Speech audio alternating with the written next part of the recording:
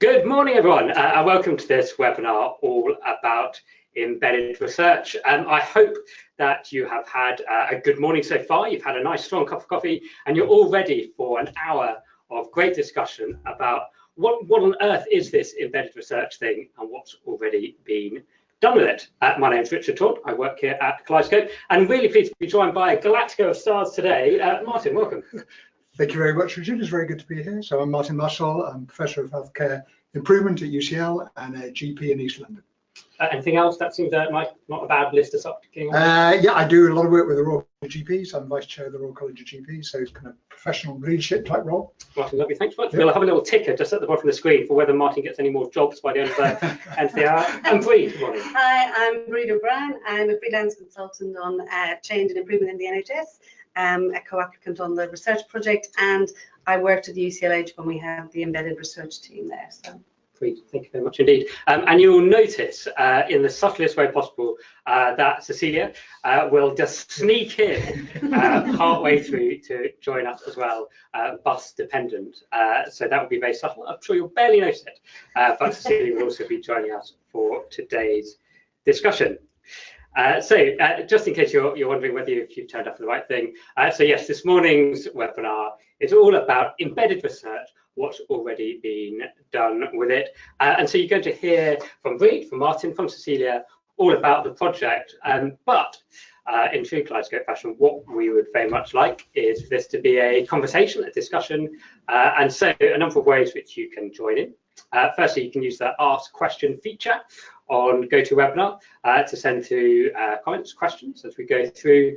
If you're struggling to find that, please do feel free to email us. hello@kaleidoscope.healthcare is the email address, or you're very welcome to tweet along. Our username is @_embedded, or the hashtag is embedded research. We are recording today. So if your computer decides to have a meltdown in the middle of today's discussion, do not fear, the recording will be available afterwards. And indeed, if you're watching at a later date, welcome. Of course, we still love any observations, although trying to send questions through a year after this is finished may be slightly less effective. But please, of course, do feel free to share questions. So we're going to hear presentations. Do keep the questions and comments coming as we go through, and we'll come to those once we've heard from Bree, Martin and Cecilia.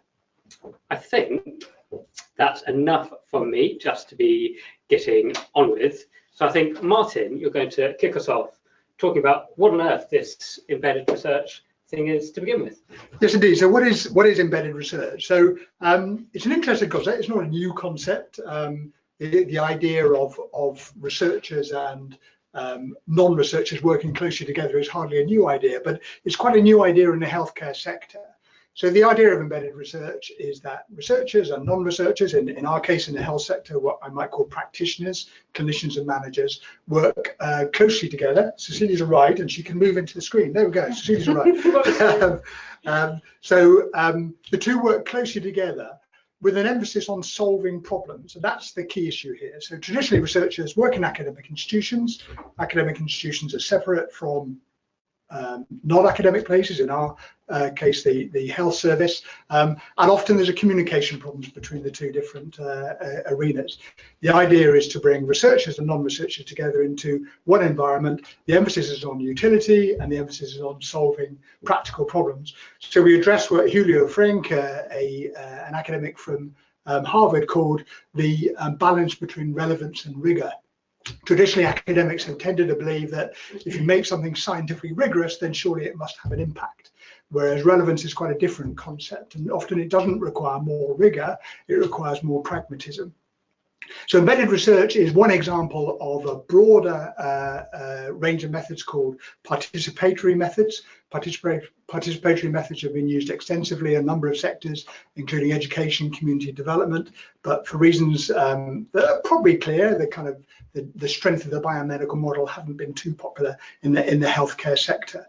The practical problem that embedded research is trying to solve in the health service is essentially, how do you bring the evidence that health service researchers have created, evidence about how health services can be organized and delivered and improved, to practitioners to allow them to use it more effectively and more quickly for the benefit of patients. Let me a little bit of theory, if you don't mind. So, this concept of getting research into practice, what we currently call knowledge mobilization, that seems to be the term that's used at the moment. Essentially, there's two ways of getting research into practice. The traditional way is to say, over here we have academics, people producing knowledge. Over here we have practitioners, people who are potential recipients and users of that knowledge. And what we have to do is transfer that knowledge from one side to the other. So that's the knowledge transfer model. It's based on a number of assumptions that essentially say that knowledge is something that you can package, something concrete that you can move.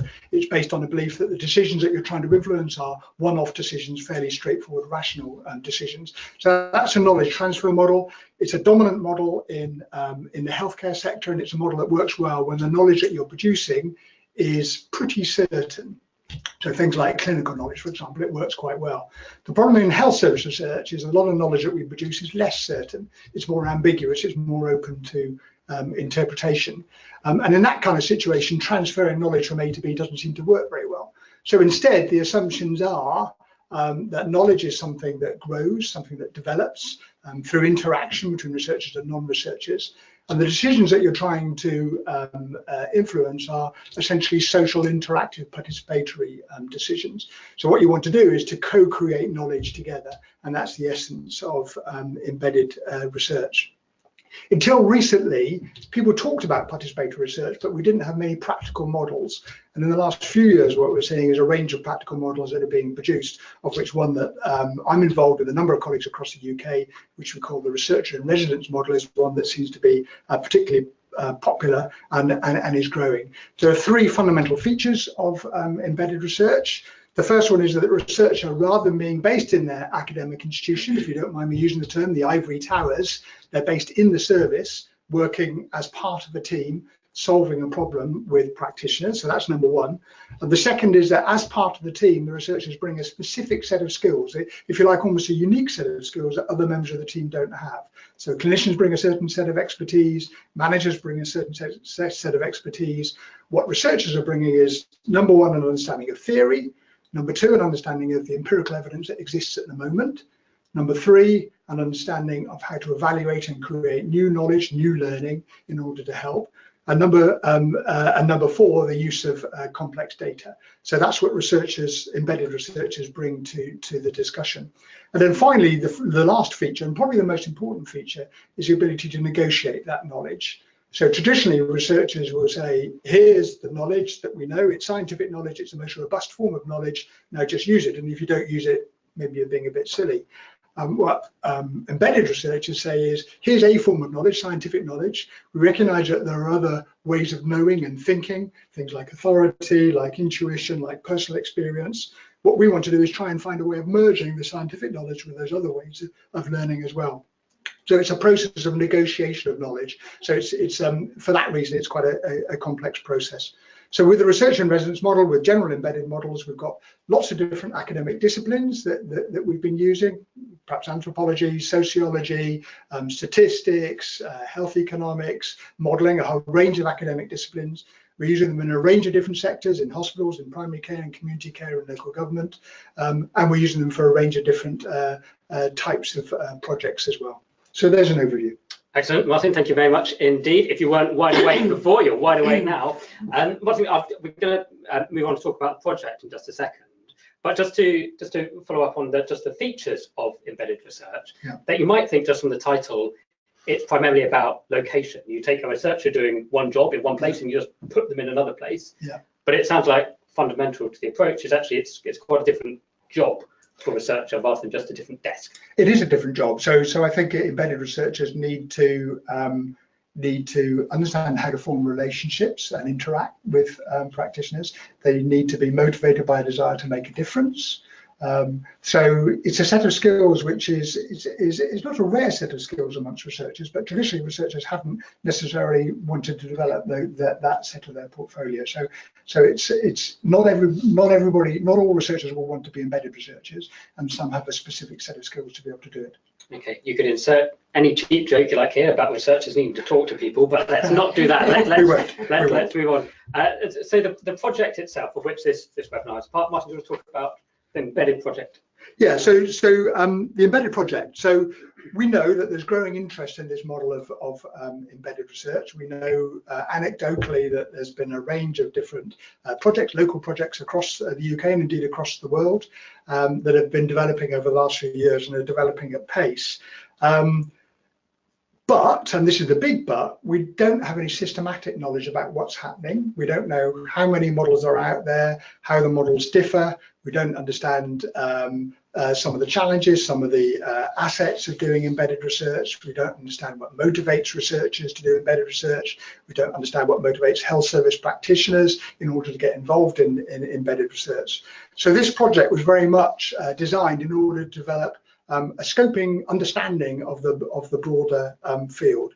The ultimate aim of this project, the embedded project, is to increase the impact of health service research. And we want to do that in two ways. First of all, by developing the empirical and theoretical basis for embedded research, a better understanding of what's known at the moment. And then secondly, by producing a set of practical tools that the service can use in order to help them to do embedded research more effectively.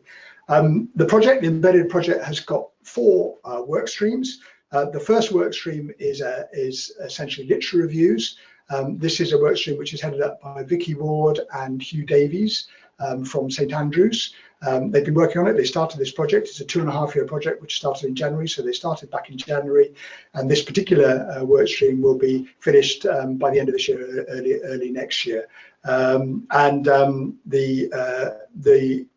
literature reviews are looking first of all at embedded research, secondly at knowledge co-production, and then thirdly at the interaction between the two of them. And the literature review, I think, is going very well at the moment. The second work stream is essentially doing a scoping exercise of practical examples of embedded research that exist across the UK. So we've used our networks, we've done web searches, we've talked to a whole range of different people to identify a range of different models. This work stream is also headed up by Vicky and Hugh from St Andrews. So far, we've identified about 90 examples of embedded research across the country, of which about 45, about half of them, seem to satisfy our criteria, the criteria I described earlier for embedded research. So we've got some really interesting examples, and we're looking at a few of them in more detail, but we're essentially getting more information about these models in order to develop some kind of narrative description of what the models might look like.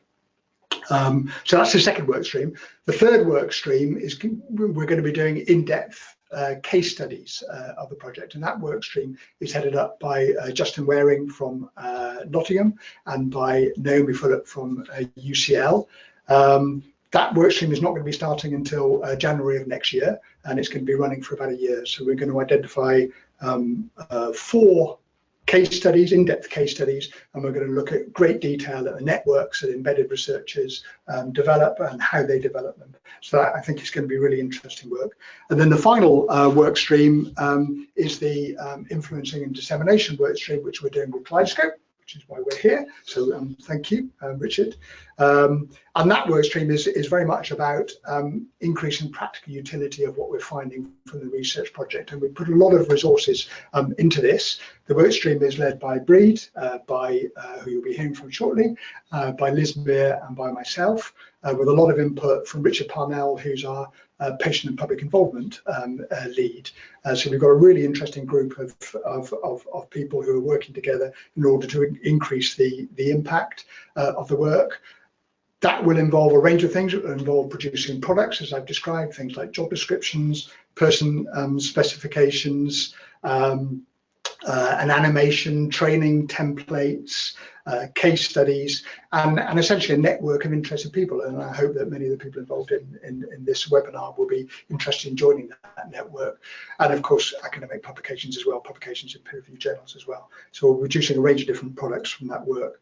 And finally, if I may, as a result of this project, the 2.5-year project funded by NIHR have been very supportive, very interested in this work, which is great.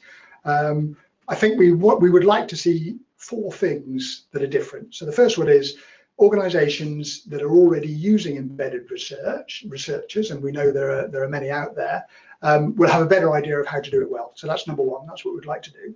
The second thing that we'd like to do is to encourage organisations that haven't thought about how to use embedded researchers before to explore the idea and see whether it's relevant to their use, and again to learn from some of the products that we're producing. So that's the second thing that we'd like to achieve. The third thing we'd like to achieve is a group of researchers who are possibly interested in becoming embedded researchers, to help them to develop their skills and their interests, and to identify, where it'll add value to their career and where it might not. So that's the third thing. And then the fourth thing is to help funders to understand how to commission embedded research. And interestingly, even though we're at a fairly early stage of this particular project, NIH are already accepting embedded researchers as part of the methodology of other projects, sometimes even without questioning. So they seem to be quite into this area already, which is great. Martin, thank you very much indeed. A great run through of the project. And again, we should say thank you to NIHR for funding this work. Martin, quick question for me, and then we're going to talk about some of the case studies with Cecilia, which is, so the second work stream there, you talked about this search for examples, which in my head I can just think of some sort of David Attenborough program of going into the wild and the lesser spotted embedded researcher. You say you found sort of about 90 examples have come through from that. Yeah. Were you surprised by that number? Were you expecting it to be more, less? It sounds like there's actually quite a lot already going on. I think more. So anecdotally, I'd probably heard of 20 or 30, I guess, friends or colleagues who've approached me and said, this is what we're doing, or can you give us some advice about it? So I think probably more than we expected, which is good. But there is an issue, and I'm sure that both my colleagues will talk about it, about the definitions of embedded research. And as I say, only about half of those 90 met our criteria. So there's a bunch of researchers out there who think that they're doing embedded research that doesn't fit our criteria of embedded research. And I think there's some interesting questions there as to why they think they're doing that. It's something about identity, it's something about wanting to be useful, it's something about where you're doing the research, but it doesn't satisfy our criteria, particularly the criteria of negotiation of knowledge. Okay. I'm now wondering if there's going to be some sort of splinter group being set up, the real embedded researchers. All part of the process. I'm sure there will be. Martin, thank you very much indeed. And again, just to say, please do send through questions, comments as we go through. You've got that Ask a Question feature on GoToWebinar. If that's not working, please do just email us hello@kaleidoscope.healthcare, or tweet along. The hashtag is embedded research. Martin, that's great on theory, but it'd be lovely now to just talk a bit about how some of this works in practice. Cecilia, thank you so much for joining. How was the bus? It got here. The wonders of the London commute and trains. And anyway, I made it. Cecilia, thank you so much for joining. I think you're just going to talk us through a few examples of where this has actually happened, what it looks like in practice. Yeah, sure. Should I say a bit about me and why I was asked to join? So, so I'm Cecilia Vendrola. I'm based in the Department of Applied Health Research at UCL. I worked for about 3 years as part of the UCLH embedded team, and that's where I met Breed. And at the moment, I work in another embedded team at the Royal Free, and we're doing an evaluation of their hospital group model. So a bit of experience with 2 different embedded research teams. But so I think some of the work that we did together and with Martin as well is when we started working as part of the UCLH embedded team, one of the things that we felt we needed to do was to reach out to other embedded researchers to understand what were their challenges, how were they dealing with some of the issues that we were facing as well. And as a result of that, we started to become in contact with one of the researchers who was working with Martin, another team that was in Bristol. And, we kept in touch throughout the years. And then, we said, well, wouldn't it be really helpful if we developed a piece of work that actually compared the experiences of these 3 teams? Is there any common ground? Are there any common issues that we're facing? And then what are also the particularities? Because we're working as quite distinct teams in very different contexts. So are there any issues that maybe stand out for some teams, but not so much for others? So the work that we did brought together the Waltham Forest and East London integrated care evaluation that Martin was leading at the time, and he had one embedded researcher working with him who was a social scientist. This team was initially funded for 2 years, and then there was an additional year of funding. The researcher was based at UCL, but also was based at 9 different organizations, so quite an interesting dynamic there in terms of how do you embed yourself across a wide range of organizations.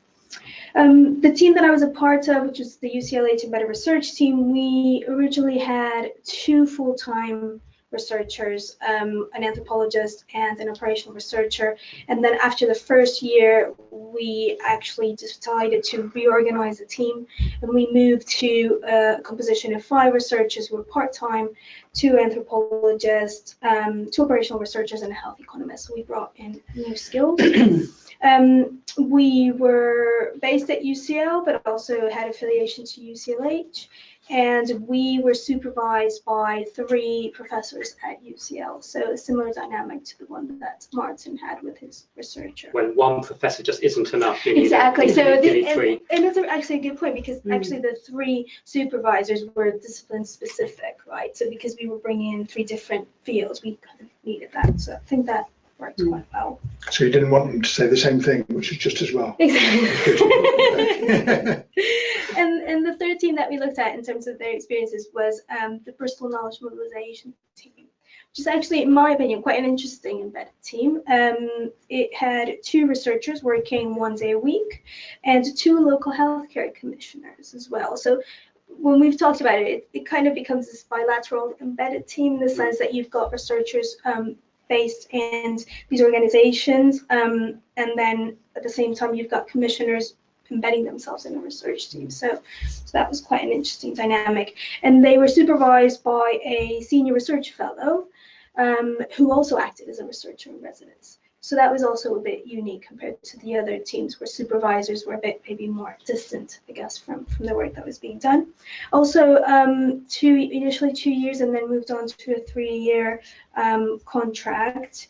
And yeah, in terms of funding, 2 of the teams, so the embedded team and the Bristol team, were funded by RCF. And I think in your case, Martin, it was from NHS Commissioner? From a CCG, yeah. Yeah. Yeah. So that gives you an overview of the 3 teams. And some of the work that we've done is actually try to see, well, you know, what are some of the challenges that all of the 3 teams face? And then what were some of the, I guess, unique characteristics of the teams and how did they address those challenges? But I think at this stage you wanted. Yeah, that's a lovely overview, and possibly we'll come back to some of the detail in the questions.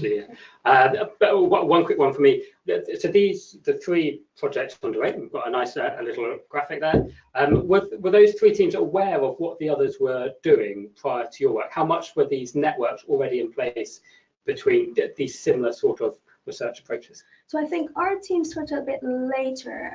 I think the well evaluation started a bit earlier, but as soon as we started, we connected with the researcher who worked with Martin and also other embedded researchers who are not part of these 3 teams. Our connection with the Bristol team came a bit later. I think what really helped was that we, I think Laura, who worked with Martin, she put together a panel for a conference for HSR UK that brought together these 3 teams, and I think that kind of solidified that network. And then, yeah, the communication, just in terms of, you know, I have this issue, have you done something like this to, you know, have you encountered this, what have you done to resolve it? That was very useful.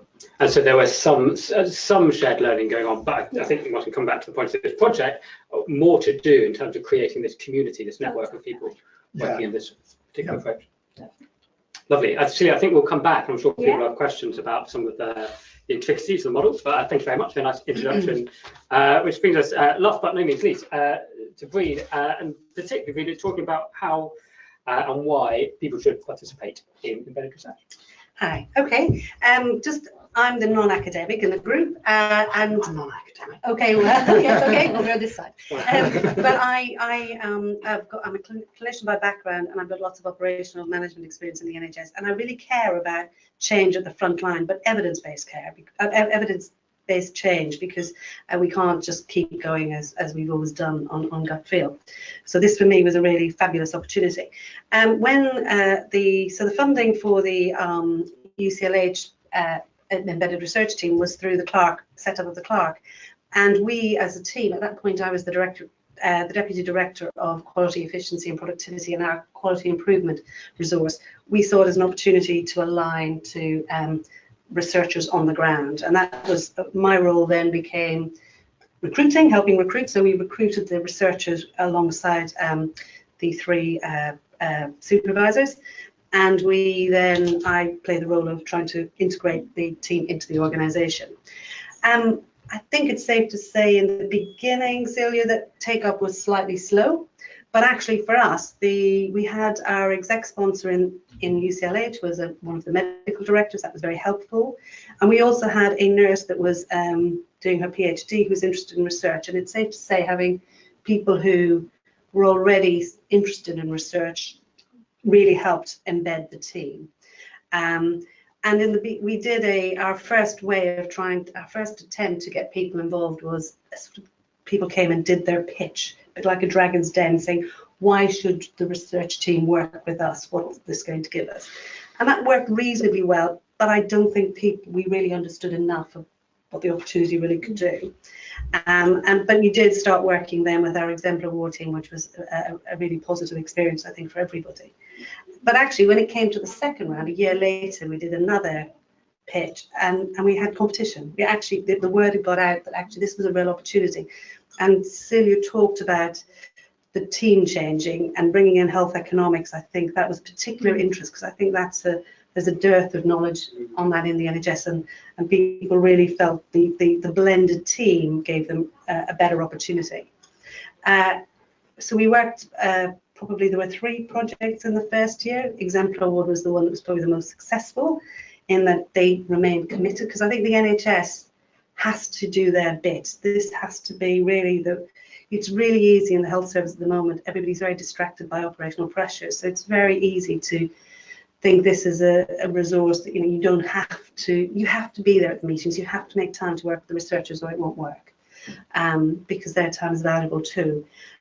So I think that was part of the role that was quite important for me, was trying to just help keep that attention. But as I say, where there were people already interested in research, it was much easier. But in the second year, I think we had much more success because people understood they'd had to pitch. There was competition. They understood this was a resource that they were lucky to have.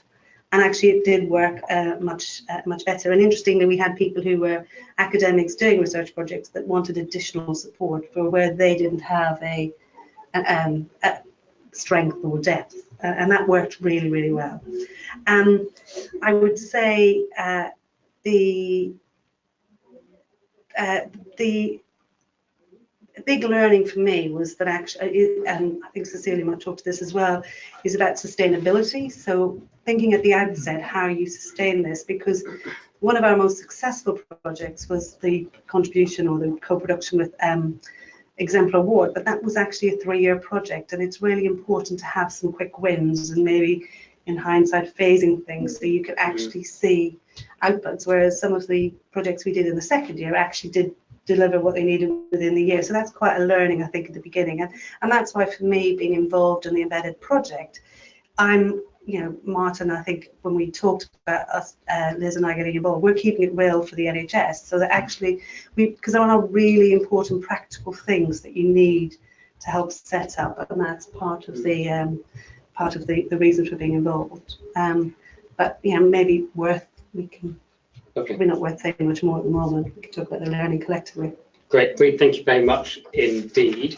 So just to say again, questions are starting to flood in. Thank you very much for those. If you'd like to, look at this. If you'd like to send comments, questions, please do. You've got that ask a question feature. Then go to webinar. You can send an email, hello@kaleidoscope.healthcare, or tweet us, #embeddedresearch. And Breed, quick question for you, then I might take chair's prerogative and throw one to the 3 of you.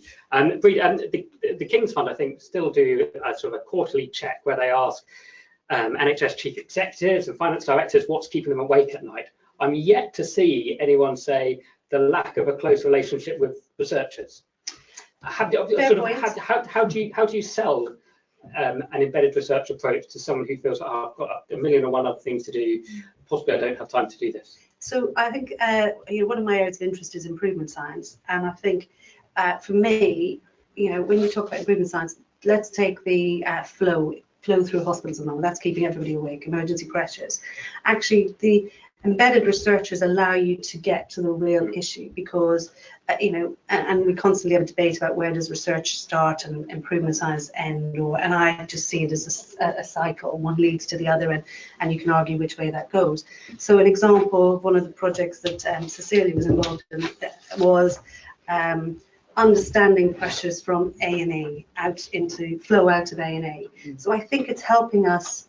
For me, it's helping really frame the question and frame the problem in a way that's evidenced, rather than, in the stress of a day when you get 10 different reasons as to why things are happening and everybody's reactive because it's so busy. It's trying to have that discipline to really get to what the question you should be, or what the opportunity is. Lovely. So there's a sort of a less haste, more speed. Absolutely. Aspect your to critical friend, your person who keeps you focused. Lovely, and someone who's actually able to have who's willing and wanting to have that conversation with you. Yeah. Thank you very much. Let me just remind everyone how you can get involved. Your 3 ways there. Before we come to questions, so final use of chairs property for me. So question for all 3, Cecilia, Martin, then Breed. What personally most interests you being part of this project team, Cecilia? So I think my background's in anthropology, and so I think for me, I guess the reason why I actually first applied for a job in embedded research, and Breed interviewed me, was I was really interested in doing research where you could actually see it be integrated into making changes in practice. I was not interested in just doing research where I would publish in maybe a journal and a couple people would read what I did, and that was it. So this whole idea of being able to do something that makes tangible changes in the way that we deliver care was motivation for me.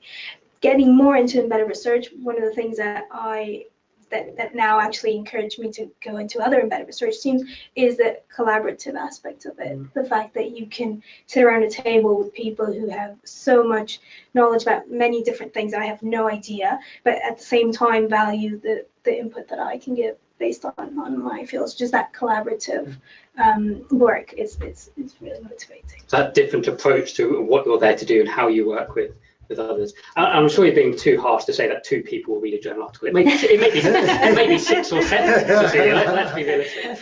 Thank you, Martin. Yeah, I think my motivation is very similar to Cecilia. So I've been a clinician for over 30 years. I've been an academic for over 25 years, and I've got a deep frustration that the amazing work that researchers do is so often lost and so often not used by people. I've also worked in policy circles as well, and I guess from that perspective as well, I understand how so much of policy is based on rhetoric, on ideology, and not on evidence. So I'm aware that there's really good evidence there. I'm aware that it's not used very much. We tend to blame practitioners for not being sufficiently evidence-based. I think academics have to take some responsibility for not being sufficiently focused on utility. So this model is about trying to redress that problem. Okay, thanks. A long time ago, Martin, we used to work at the Department of Health together. I'm sure that's not a time you were referring to, that policy not at all. Being detached from reality. Well, I think it's about, for me, it's about bridging the gap, because I can see the value of having researchers on the ground, and I also understand the pressures of for clinicians in the front line. So for me, the real reason to be involved is to help just bridge that gap and understanding both worlds. And actually, on reflection, thinking about this and being involved in the project has made me think about when you guys joined the team. We focused on making sure you understood the hospital environment, but actually what we didn't do is take people from the NHS a little bit into your world, and maybe that's something that I've become more aware of as working on the project, because actually you really do have to understand each other's worlds and value, and that might makes people value each other more, I think. So Okay, that two-way element, and it's not just absolutely. embedding researchers into that relationship going the other way. Yeah. Thank you very much indeed, and thank you for questions coming through. So I'm going to throw questions to our panel. So I'll put all the questions up and then you can reply in turn. So Cecilia, I wonder if you want to pick up, there's a great question which come through. I think this one's saying, is there a risk that embedded researchers get cozy with their subjects and are less likely to be critical? So Cecilia, if you want to pick up that one. Yes. Martin, I wonder if you want to pick up a couple. Firstly, sort of who holds the power in this relationship? How does that dynamic impact your point earlier about rigor and relevance, but also just a particular question about the criteria for research in residence. And then I wonder if you particularly, we'd want to pick up a question to come through about funding schemes, what funding seems most promising, and it's just a suggestion, think of a suggestion this in terms of how to sell it. Sort of Torbay and team and research residents were nominated for HSJ Awards, so actually linking this back into other ways to sort of gain notoriety and celebrate success. Very nice point. Thank you for sending that through. So Cecilia, do you want to start? Then Martin, and then Reid. So this is a really good question, and it's actually a challenge that we talk about quite a bit. And in the comparative piece, that came out quite a lot. I think everyone dealt with it at some point or another. And we call this kind of the challenge of maintaining critical distance to some extent. And it's not easy. There's different strategies that we've learned along the way by making mistakes, most of them, where it requires quite a bit, it requires skills from the researchers around what we in anthropology call reflexivity, so this kind of constant critical reflection of your own position within an organization, the way that people around you, they see you, and how that impacts, that relationship with the other, we might call it the subject, and how that impacts in your work. So being conscious of that constantly. I think when you work in teams, it becomes easier. I mean, what we did as part of the embedded team was we did that individually as a critical exercise of, what are we doing, why are we doing it, etc. But also we worked on it as a team. So having that conversation is helpful. There's a risk of that too much embeddedness, or what we've called going native to some extent. This idea that there might be pressures in the organization where you're working to deliver certain things or certain findings or not certain findings. There's always that dimension, and that's where I guess where power relationships also come in, which is what Martin will address. But strategies that we used, having supervisors who, for instance, are external to the team. So you have 3 researchers who, in our case, there was 5 researchers who were actually really based in the organization, but then you have other people from the team to some extent who are not.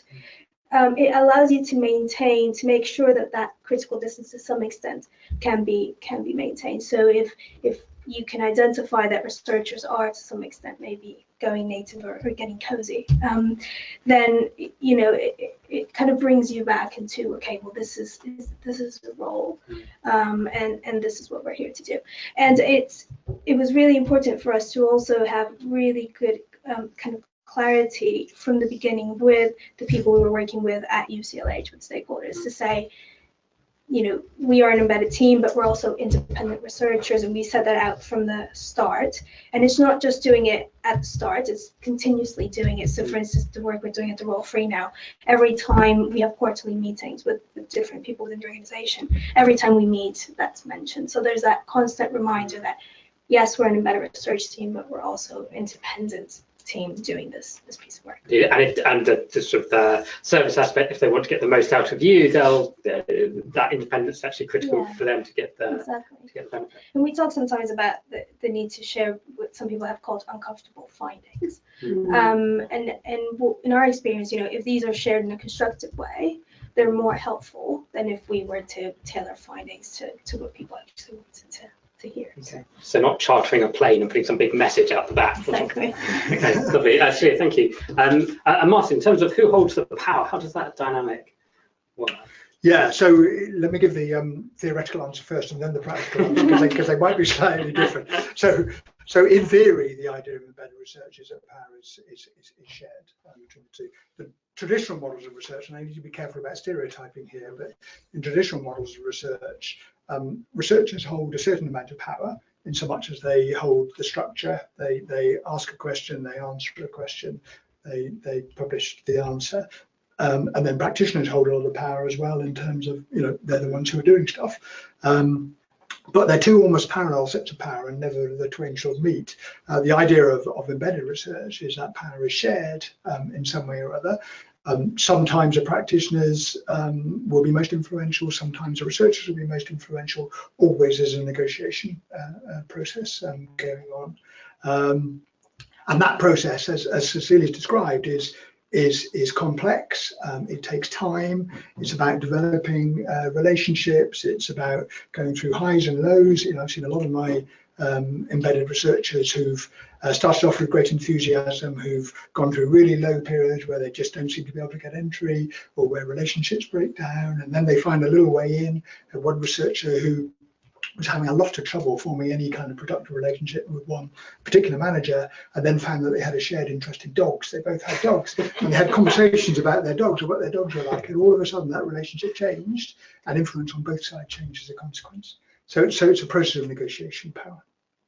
Good. Is that going to come into these sort of practical guides and tools? Exactly. Have a dog. No, I mean, it's yeah, exactly. No, it's about normal human relationships. Detach yourself from being a researcher. How do you form a relationship with your partner, with your friends, with your family, or whatever? You do so by finding common ground, by discussing, by sometimes differing, but managing those differences. That's the nature of the process of forming a good embedded research relationship.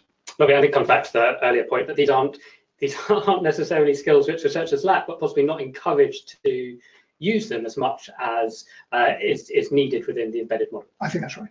Absolutely. Great. Absolutely. Thank you. Yeah. And Breed, coming to this question about funding, how do you get these things funded? What are the best funding schemes to look for? I might have to refer to my colleagues on some of this, since research funding is not my area of expertise. I guess it's not that different though than most. If you're trying to get funding, I think it has to be joint. You have to be able to apply to something where you're doing it as a collective. But it's probably like most other funding, starting with what are you going to be able to deliver for that money at the moment is incredibly important in the NHS. And I think that is sometimes the challenge, certainly from our project, because we started not really knowing that. So I'm not sure how you describe what are the most lenient, Martin. Maybe. Yeah. So it is a really good question, and it's a major problem. I enormously envy some of my academic colleagues at UCL who get enormously big grants over a 10-year period and then get on and deliver research. Do you want to give us a list, Martin? I think almost by its nature, this kind of research is not in that territory. It's small grants for short periods of time. That's the nature of funding in this kind of area, and you kind of have to live with it, and your employing organisation has to kind of live with it as well, or you have to persuade them just about to live with it. So our work, projects I've been involved in, has sometimes been funded by the major research funders, by NHR, by Wellcome research councils, by the charities, foundations. It's sometimes funded from the NHS, either commissioners or providers directly. My view is if it's funded by the latter, by the service, then that is a good thing, because you've then got their buy-in. Yeah. They've got some skin in the game, and they're more likely to engage. When the funding's coming from somewhere else, it's easier for them just to remain detached. Lovely. Good, Martin, thank you very much indeed. Thank you for questions, which are still coming through. Let me just remind you again how you can send those through. Use that Ask Question feature. Please email us, hello@glasgow.healthcare, or tweet. We can use all of them together if you like. The hashtag is embedded research, or the Twitter handle is @_embedded. If you're watching later, we'll of course still very much welcome your observations. Questions slightly less effective. Questions still coming through, and thank you. There's a question which I'm going to give to Celia and Martin together, that's okay, and then one for Breed, which is very simple, which is becoming a researcher in residence academic suicide? So I'll leave you to think about that one. And then Breed, a question, really nice question, thank you. So what's the best way to pull out knowledge and learning in the role? And so put a particular point here in terms of enabling publishing, but also just I think that practical, how does embedded research better enable the sharing of what's learned? It'd be lovely to pick up. But to start with, Cecilia, Martin, it's becoming an embedded researcher in residence academic suicide? So, I'm presuming you're going to say no, but no, I would say no, but I think there's a caveat. So can you have partial suicide or not? So we normally refer to embedded research roles as high-risk roles for academic progression, meaning that because of the amount of time that embedded research requires around immersion into the organization, building relationships, and other types of dissemination that we do and impact activities that we do that are not necessarily recognized today in an academic environment. That is why we might call them high risk, because researchers are not producing the outputs that they might need in terms of publications or grants at the same rate as maybe another researcher who's full-time just doing academic work. So we recognize that risk. Having said that, there's different ways in which we deal with that. So the example of our team, and I mentioned before this reorganization that we had, where we went from the 2 full-time researchers on the embedded team to 5 part-time. It was mainly due because we wanted to bring in more expertise like health economics, but it was recognizing that potential risk. So what happened there is that we had these researchers who were now working part-time, where then the rest of the time we're working on what we might call more traditional research projects. And I think that allows you to, you're still producing outputs as an embedded research team, but you also have a foot, I guess, in more traditional ways of working in academia. Now, doing that gives you the opportunity to produce the outputs you need. But I think another positive thing about that arrangement is that you, especially if you're an early career researcher, you become exposed to 2 very different ways of doing research. And you are able to then take learning from both ways and kind of apply them to the other team. So that's something that we did quite a bit. And we've brought skills from embedded research into more traditional academic research. I think that was quite helpful. So yes, there's a risk. I think there's ways to deal with it. I think that another important role that embedded researchers have is to be able to use that to change the way in which we recognize impact and value of research in academia. To say, you know, it is not just about publications in high impact journals or you know, if you're a co-investigator on a grant, there's all these other things that we're doing that are as valuable. So thank you, Martin. I'd love your perspective, but also, are there particular ways you would like to see the system in its grander sense, evolve to better support career progression if people are wanting to be involved in embedded type projects? Yes, absolutely. So I agree entirely with Cecilia's take on this. I think it clearly isn't suicide, because Cecilia and others who we work with are producing high quality peer-reviewed journal articles. They're putting them out there and they're contributing to the Research Excellence Framework process. So it clearly can be done, and I think academics need to remember that is still the currency by which they will be judged, even if they're operating in an embedded field. I mean, I guess there's 2 important issues here. One of them is it's more suicide now than it will be in 10 years' time. So the system is evolving. REF is putting much more emphasis on impact, on utility. Government funders are putting a lot more emphasis on it as well. So in a few years' time, being a high quality, rigorous participatory researcher, which is what we're talking about here, will be as credible as being any other kind of researcher, but it will take time to get there.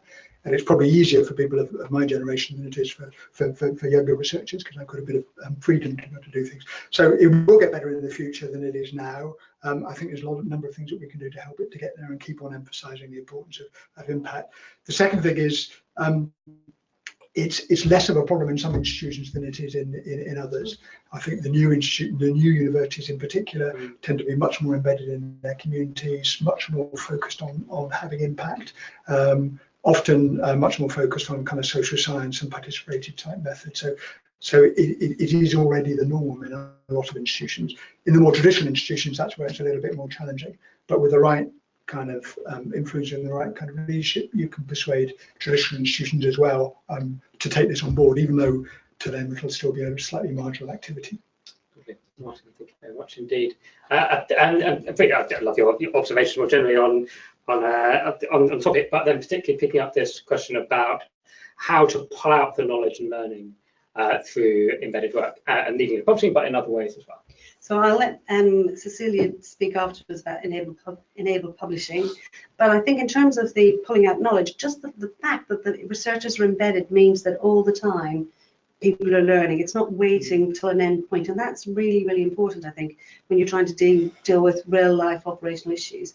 And I think, coming back to something Cecilia said earlier about the skill of the researcher to stay slightly removed, so you don't get involved in the emotion that goes with that. But for me, what we observed was having the researchers there, constantly challenging, asking questions, being that critical friend, meant there was learning happening all the time.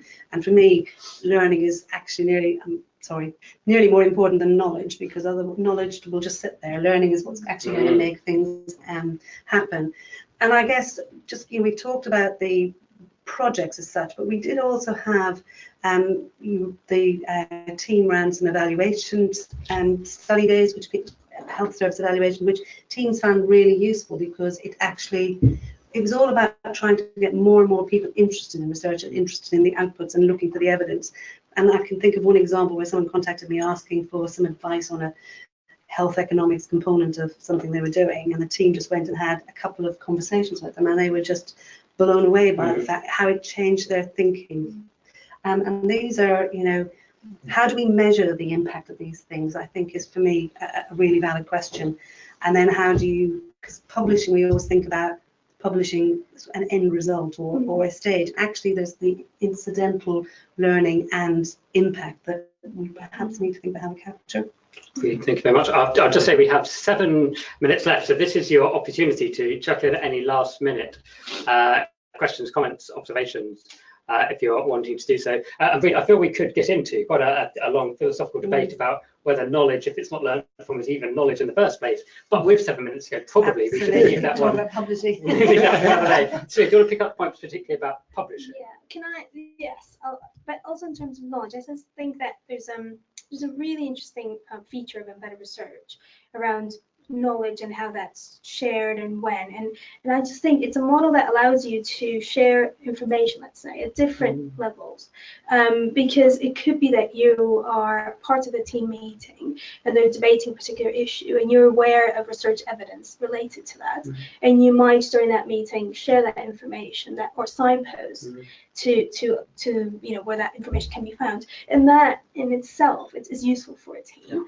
Without having to go into an entire research study that's 2 years long to co-produce it. So there's embedded researchers, because of their presence in the organization, they're constantly working at these multiple levels. And many times the difficult thing for us is to capture that impact, or like Reid was saying, I meet someone in the corridor and they have a quick question about how to research design, and I can have a chat with them, and then that can help them sort out how they're going to evaluate their service. So it's those little things, the more informal, I guess, ways of sharing that make it such a useful model.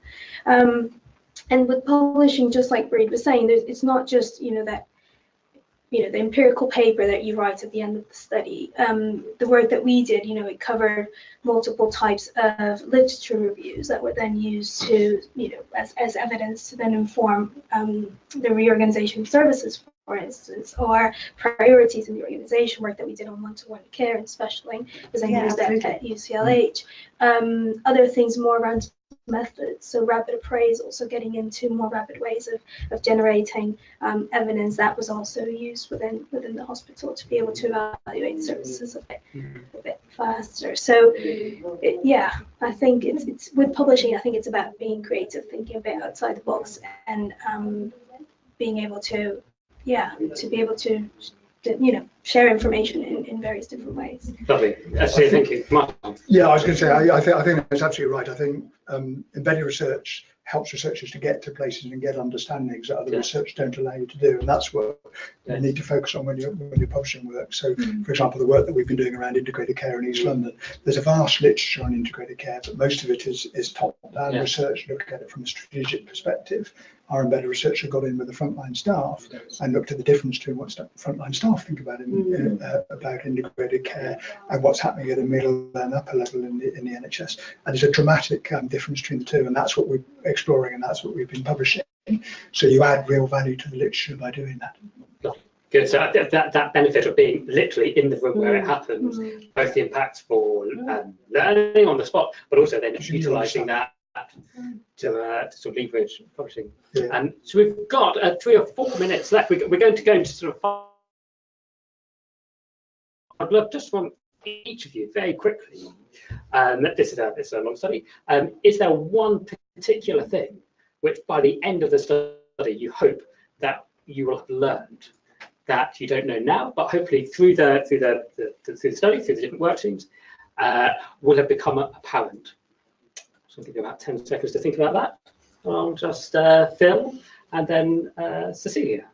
What do you hope will have come through from the study? So as an embedded researcher, not part of the study, but really interested in the findings of the study, I think for me, the work streams that are looking at the mapping of different embedded teams and going more into the case studies, understanding a bit more about how the different embedded research models can be adapted depending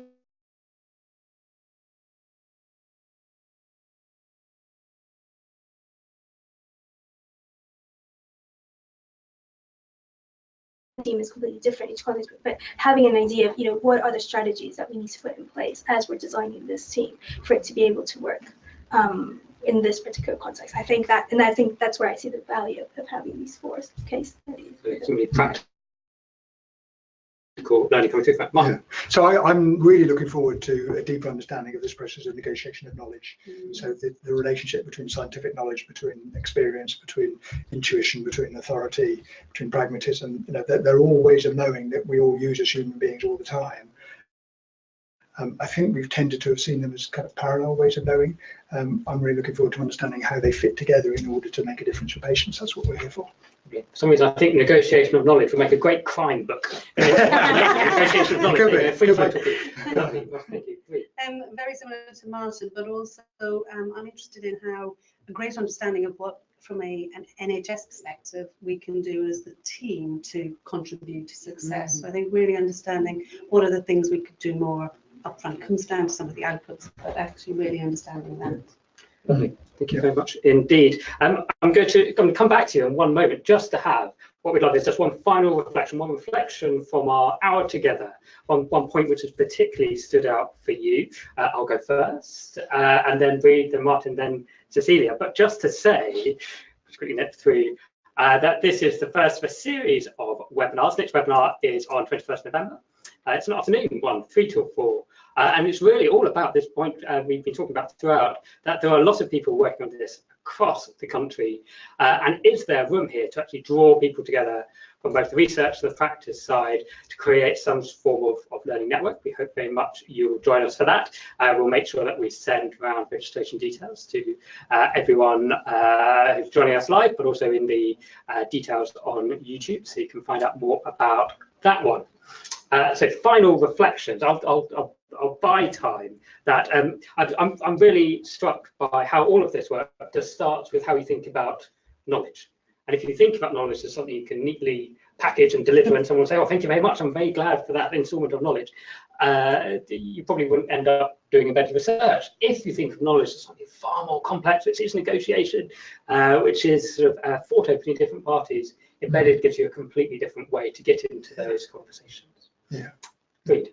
I suppose for me, from the conversation today, is really that understanding everyone's world, because I think perhaps, the embedded for me is a really positive thing, but actually a great understanding of each other's worlds is probably one of the key components of success, really.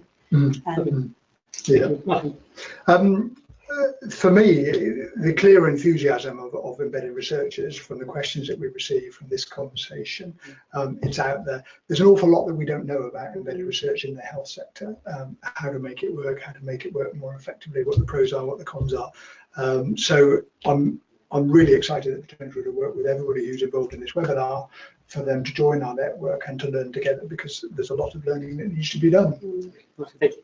Cecilia. So for me, I think it's about considering embedded research not as an outcome, but actually as a process. And this whole idea that you learn while you're doing it. And I think that's where I see the value of studies such as embedded, because there's so much that has already been learned. There's so many lessons that we can share, and being able to find ways to transmit that, so that then we can incorporate that into our practice. I think that would be great. Lovely, Cecilia, thank you very much indeed. One final thing from me is to say that there's lots more information all about the project on the website, embeddedresearch.org, so please do look at that, or you can follow us on Twitter. That handle again is @_embedded. We have been recording today, and highlights shortly to follow will be available on the website shortly. Thank you again for joining us, and we hope you'll see you in November for the next webinar. Thanks very much. Goodbye. Bye. Bye.